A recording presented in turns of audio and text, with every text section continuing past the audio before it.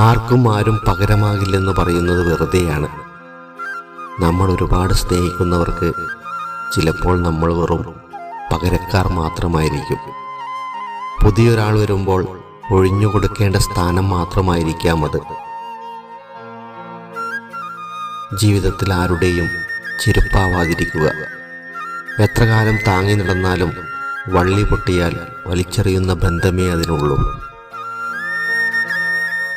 തുടർച്ചയായി അവഗണിച്ചാൽ ഏതൊരു ദൃഢബന്ധവും പതിയെ പതിയെ നശിക്കും. കാരണം അവഗണനയ്ക്ക് നാശത്തിൻ്റെ ഭാവമാണ്.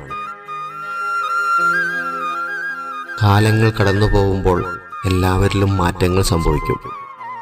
ഇന്ന് നമ്മളെ ചേർത്ത് നിർത്തിയവർ നാളെ നമ്മളെ മാറ്റി നിർത്തിയേക്കാം. അവരുടെ മനസ്സിലെ മുൻഗണന മാറുമ്പോൾ നമ്മുടെ സ്ഥാനത്തിനും മാറ്റം സംഭവിക്കും.